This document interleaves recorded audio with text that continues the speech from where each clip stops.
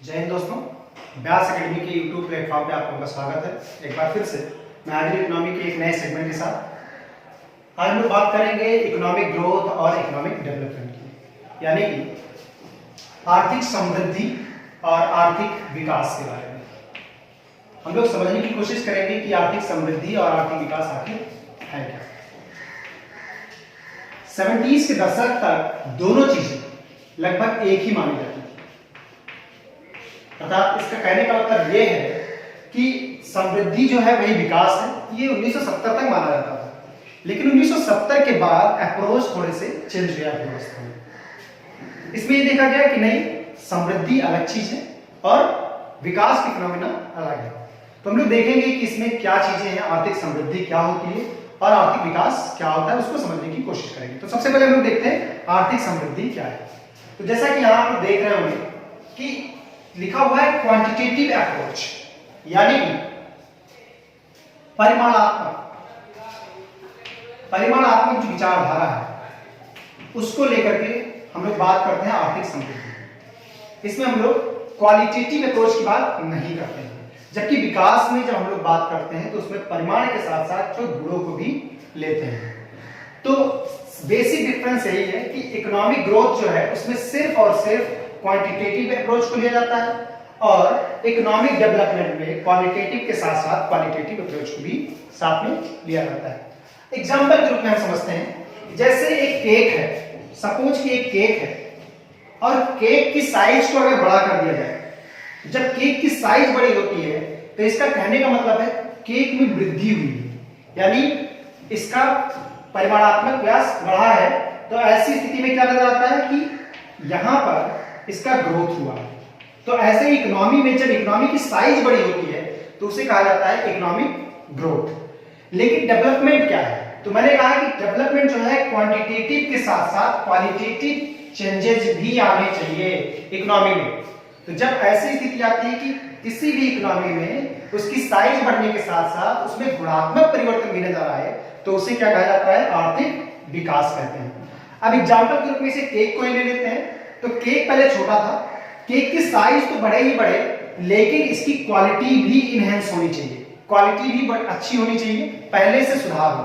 तो अगर क्वालिटी में सुधार होता है, मान लो फ्लेवर चेंज हो रहे हैं, उसमें कुछ ड्राई फ्रूट्स इंग्रेडिएंट्स ऐड किए गए, तो जब केक में कुछ परिवर्तन आ रहा है तो इसका मतलब यह है कि सिर्फ केक की समृद्धि नहीं हुई है, उसका विकास भी हुआ है। तो इसी तरह से हम लोग एक नॉर्मल लाइफ में अगर देखें कि अगर किसी व्यक्ति की आय बढ़ रही है तो क्या होगा? उसकी जो आर्थिक स्थिति उसमें वृद्धि हो रही है। ठीक है, कि किसी का 40,000 सैलरी थी, अब बढ़कर 50,000 हो गई, तो उसमें 10,000 की वृद्धि हुई। लेकिन विकास हुआ है कि नहीं हुआ है ये उससे पता नहीं चलता है। विकास तब पता चलेगा जैसे कोई व्यक्ति है, उसकी सैलरी बढ़े, उसके साथ साथ उसके घर में एजुकेशन का लेवल बढ़ जाए, लोग अच्छे से शिक्षित हो जाए, लोगों के स्वास्थ्य सुधर जाए, लोगों की लाइफ स्टाइल सुधर जाए। तो ऐसी स्थिति में जो क्वालिटी में परिवर्तन आ रहा है, क्वालिटेटिव चेंजेस आ रहे हैं, वो उसके विकास को दर्शाते हैं। तो देश की भी स्थिति वही है कि देश की जब जीडीपी बढ़ती है, जीएनपी बढ़ती है, नेशनल इनकम बढ़ता है या पर कैपिटा इनकम बढ़ता है, तो ऐसी स्थिति में हमें पता चलता है कि देश में समृद्धि हो रही है। लेकिन इन सबके बढ़ने के साथ साथ देश में छुआछूत कम हो जाए, देश में क्षेत्रवाद भाषावाद कम हो जाए, देश में सामाजिक स्तर महिलाओं का, बच्चों का, इन सबका सुधर जाए। इसके अलावा जो ऑर्थोडॉक्सियल थॉट्स, जो रूढ़िवादी विचारधाराएं हमारे अंदर, वो चीजें दूर हो जाएं, राजनीतिक, सामाजिक, आर्थिक रूप से सब लोग संपन्न होने लगे, तो और साथ साथ लोगों की पर कैपिटा इनकम भी बढ़े, लोगों के पास पैसा भी आए, तो ऐसी स्थिति जब आती है तो माना जाता है कि उस देश का विकास हो रहा है। तो आई होप आप लोगों को विकास और समृद्धि में अंतर पता चल रहा होगा। तो एक सिंपल सा क्वेश्चन अगर आपसे पूछा जाए कि समृद्धि और विकास को मापा जा सकता है कि नहीं, या हम समृद्धि को अगर माप सकते हैं तो क्या विकास को भी माप सकते हैं, तो इसके बारे में सोचिएगा। लेकिन यहाँ पर अगर हम लोग देखें, मेजरमेंट के बारे में बात करें, तो यहाँ पर अगर हम देखें तो कुछ चीजों से हम लोग समृद्धि को माप सकते हैं। वो है पर कैपिटा इनकम या नेशनल इनकम। नेशनल इनकम को हम लोग जीडीपी, जीएनपी के मामले में समझ सकते हैं कि नेशनल इनकम क्या होता है, वो हम अगली क्लास में आपसे डिस्कस करेंगे कि जीडीपी क्या होती है, जीएनपी क्या होती है और रियल नेशनल इनकम क्या है। ये सारी चीजें हम लोग नेक्स्ट क्लास में डिस्कस करेंगे। लेकिन यहाँ पर सिर्फ इतना समझिएगा कि जब देश की जीडीपी बढ़े, जीएनपी बढ़े या नेशनल इनकम बढ़ रहा हो, तो ऐसी स्थिति में हम लोग ये कह सकते हैं कि देश का देश की आर्थिक समृद्धि हो रही है या उसका इकोनॉमिक ग्रोथ हो रहा है। किसी व्यक्ति की पर कैपिटा इनकम क्या होती है, तो हम लोग देखते हैं कि टोटल नेशनल इनकम यानी राष्ट्रीय आय जो है उसको अगर हम टोटल पॉपुलेशन से डिवाइड कर दें तो हमें क्या मिल जाता है, पर कैपिटा इनकम, प्रति व्यक्ति आय मिल जाती है। तो अगर प्रति व्यक्ति आय भी बढ़ रही है तो ऐसी स्थिति में भी हम लोग कह सकते हैं कि समृद्धि हो रही है। लेकिन अब बात आती है कि क्या हम लोग इकोनॉमिक डेवलपमेंट यानी आर्थिक विकास को माप सकते हैं? तो हमने जैसे कहा कि क्वांटिटेटिव और क्वालिटेटिव दोनों प्रकार के चेंजेस नजर आते हैं विकास में, दोनों प्रकार की अवधारणाएं हम लोग लेके चलते हैं। मतलब ये कि राष्ट्रीय आय तो बढ़ ही रहा है, प्रति व्यक्ति आय भी बढ़ रहा है, लेकिन उसके साथ साथ हम लोग सामाजिक सुधार समाज में होना चाहिए, राजनीतिक सुधार समाज में होना चाहिए, पॉलिटिकल चेंजेस आने चाहिए, इकोनॉमिक रूप से सब लोग संपन्न हो, साथ ही जो रूढ़िवादी विचारधारा है, ऑर्थोडॉक्सियल थॉट्स हैं, इसमें भी कमी आनी चाहिए कि लड़कियों को कम शिक्षा देनी, ये चीजें नहीं रहनी चाहिए। अब लड़कियों को भी लड़कों के बराबर पार्टिसिपेशन होना चाहिए, हर प्रकार की महिला उत्थान, मतलब गांधीवादी जो विचारधारा है कि लास्ट व्यक्ति तक हर चीज का लाभ पहुंचे, तो वो अगर हमारे देश में सुधार हो रहा है तो उसे हम लोग कहते हैं डेवलपमेंट। अब क्वांटिटेटिव तो हम लोग मेजर कर सकते हैं कि आपकी सैलरी 50,000 की 60,000 हो गई, लेकिन क्या हम ये माप सकते हैं कि किसी व्यक्ति का सुधार कितना सही हुआ है, कितना सुधरा है? या क्या हम ये माप सकते हैं कि महिला उत्पीड़न कितना कम हुआ है?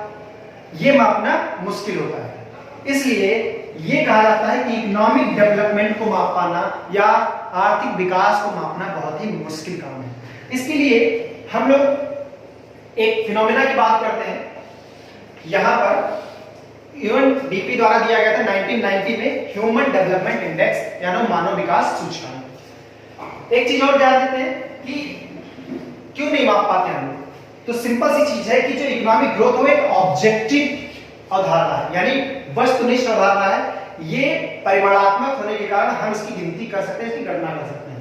लेकिन सब्जेक्टिव अवधारणा जो होती है वो व्यक्तिनिष्ठ होती है, हर व्यक्ति के अनुसार ये बदलती रहती है, क्योंकि हम लोग इसमें रिलेटिव स्टडी भी कर लेते हैं और एब्सोल्यूट स्टडी भी कर लेते हैं। तो रिलेटिव स्टडी में हम लोग कहते हैं कि अगर कोई व्यक्ति अमीर हुआ है, उसकी अमीरी कुछ बड़ी है, तो ठीक है, किसी व्यक्ति के नजरिए में तो बड़ी होगी, लेकिन जरूरी नहीं कि वो सबके नजरिए में बढ़ा हो।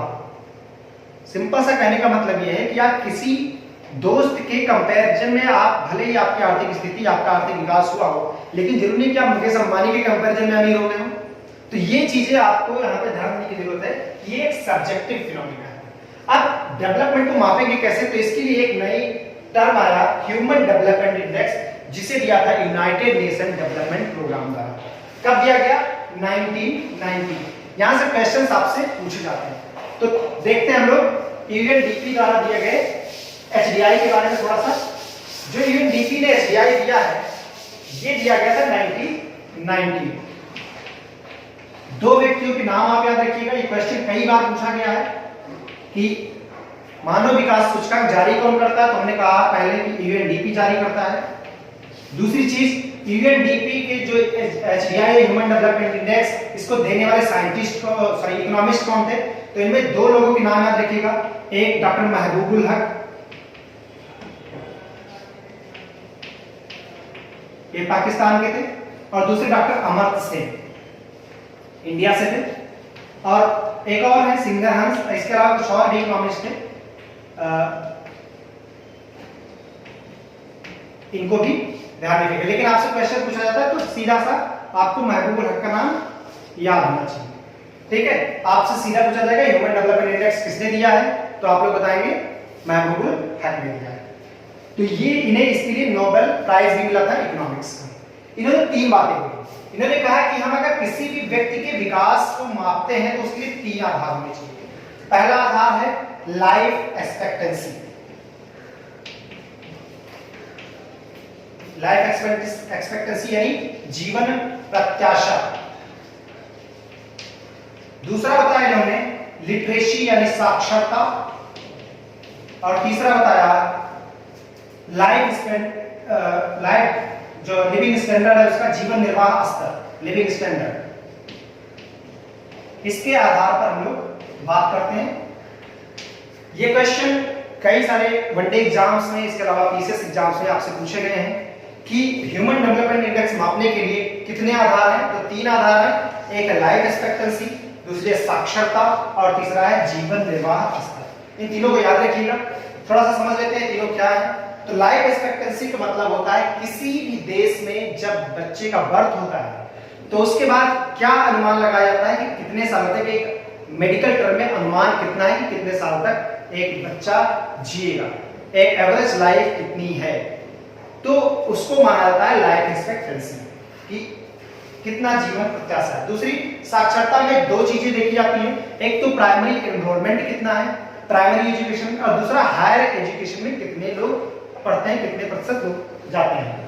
दूसरा, जीवन निर्वाह स्तर में देखते हैं हम लोग किसके आधार पर, तो पर कैपिटा इनकम लेते हैं, वो भी परचेजिंग पावर पैरिटी के आधार पर। ठीक है, तो तीन चीजें हैं, एक है लाइफ एक्सपेक्टेंसी, दूसरी साक्षरता, तीसरा जीवन निर्वाह स्तर, जिसको हम लोग मेजर करते हैं per capita income on purchasing power parity, यानी क्रय शक्ति क्षमता के आधार पर प्रति व्यक्ति आय। तो ये तीन आधार पर हम लोग इसकी बात करते हैं। ठीक है, आगे हम लोग बात करेंगे राष्ट्रीय आय के बारे में। राष्ट्रीय आय को हम लोग भी यहाँ पे डिस्कस करेंगे अगली क्लास में, और जीडीपी जीएनपी के साथ आगे बढ़ेंगे। Thank you.